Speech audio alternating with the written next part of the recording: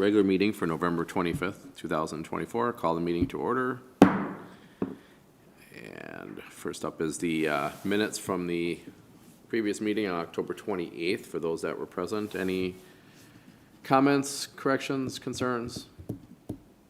No? With the exception of myself and Commissioner McGrath, or take a vote on it? Nope. No commission? Okay, we'll consider those to be approved. All right. And next up is a public hearing. And this is Thomas Kane Minor Subdivision 2024-47-1915 Eddy Street. Report by Justin Fortney. Thank you, Commissioner Messina. The applicant purchased the vacant lot to construct a twin home. The parcel is 10,890 square feet in size. That includes 2,000 square feet for a roadway easement for Eddy Street. This is located on the south end of Eddy Street, near the intersection of County Road 46 and Vermilion Street. It backs up to vacant commercial property. The property is zoned R3, which is medium-high density residential. Both the R3 and the R2 zoning districts would allow for the construction of a duplex on the property today with just a building permit. Both would also allow the parcel to be split for construction of a twin home with the approval of the minor subdivision. The main difference between the two types of homes is a duplex can only have one owner, but each side of a twin home can be owned separately.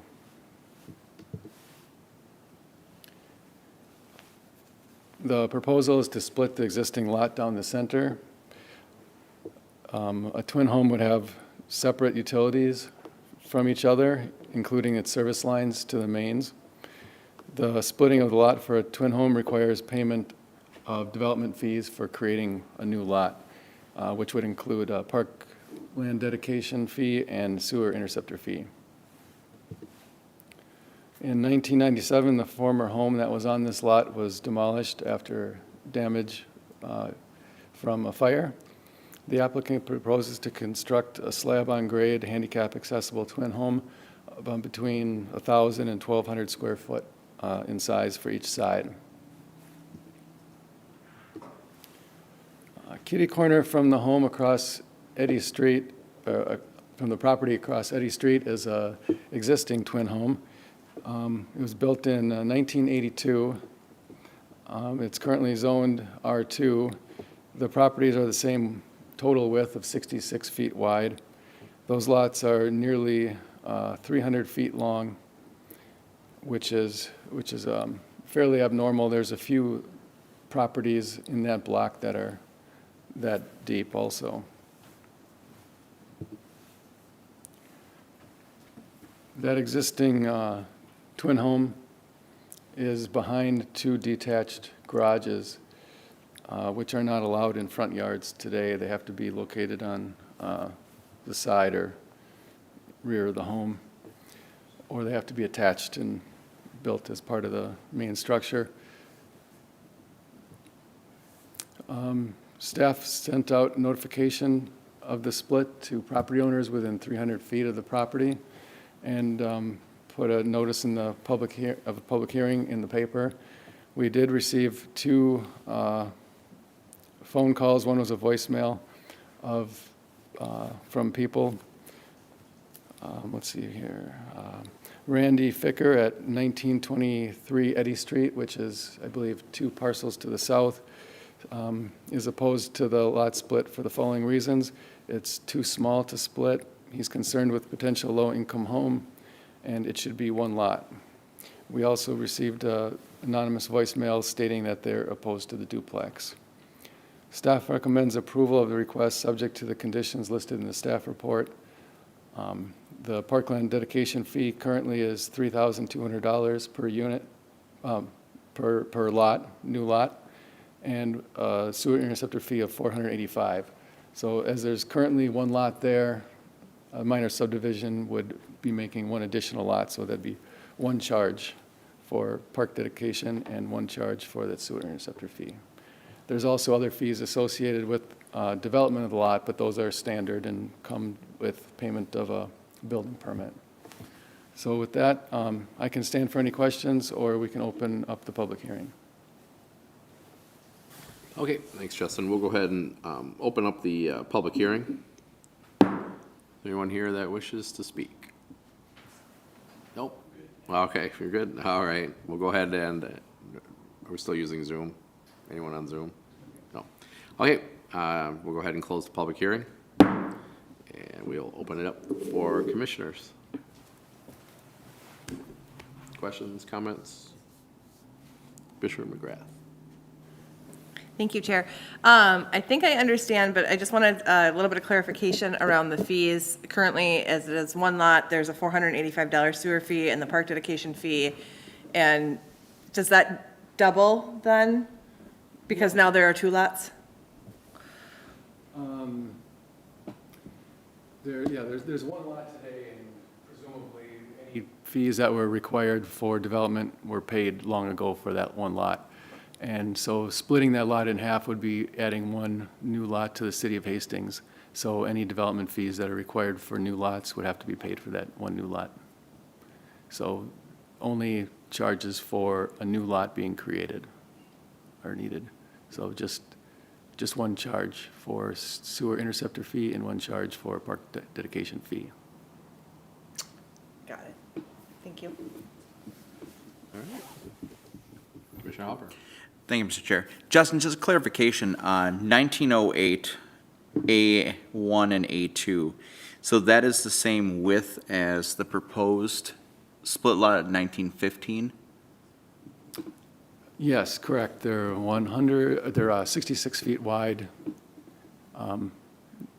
Before the split and after the split, they'd be 33 feet wide each. Okay. The one that's currently built has the garages in front. I just question whether you could fit the garage and the townhome all on one site with that width. Okay, thank you. Welcome. All right, Commissioner Albert. Thank you. Commissioners, any other questions? Okay. Just reference, just like people to acknowledge when they submit comments that we do read them, and then they're part of the decision process. The one regarding the lot is too small to split. Obviously, it's not because we've already done that. It meets the requirements. And then with the potential use of the property, it's not something we can even take into consideration. Otherwise, we could come up with a bazillion reasons why things should never be done. So do appreciate, though, the public comments and so forth. Regarding the garages, I think it's, if I'm thinking correctly of all the other slab-on-grade twin homes, when they're built, it's like a garage, and then there's that little sidewalk that goes up next to it, and then an entrance, and then the bulk of the house is behind it. So I think that takes care of the in-front part problem. Wouldn't be in front, it's part of the front. That's how most twin home slab-on-grade homes appear to look from the front. So, and their garages are attached to the actual unit. But that's pretty narrow. Yeah, it's pretty narrow, so they're probably gonna be deeper. I'm guessing most of the living space is gonna be down further into the lot, so. With that, any other questions?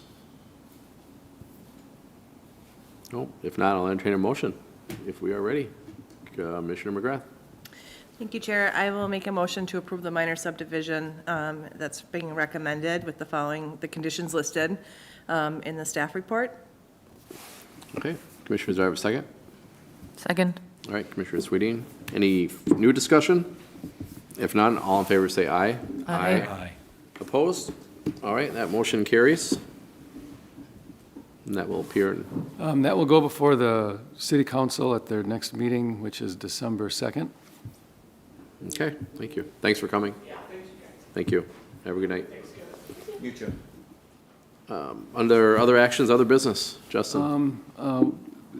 Another item for the December 2nd council meeting is there'll be a workshop between the city council and the planning commission for the Highway 55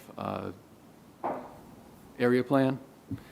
And then past actions, the city council had first reading of the cannabis ordinance, and they did take it off consent and did some discussion on it, and they reviewed some of that ordinance language, and they are going to be hearing that for final approval on December 2nd. The changes that they had discussed at that meeting was to reduce the park buffers from 1,000 to 500 feet and stopping them at highways, the buffers, so they wouldn't go over a highway, and remove the commercial daycare buffers.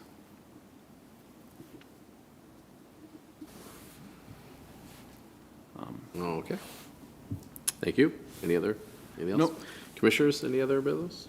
If not, I'll entertain a motion I to, just have one more question. Commissioner McGrath, go right ahead. Thank you, Chair. Yeah. I just want to, for clarity's sake, I just want to make sure on the 2nd, then we'll have the 5:30 workshop, and then we'll go into a regular planning commission meeting?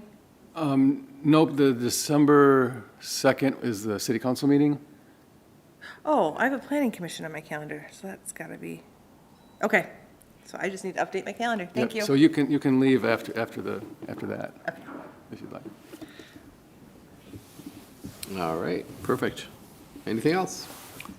Yep, Commissioner Hubbard. Mr. Chair, I'll make a motion to adjourn the meeting. All right, motion to adjourn, second.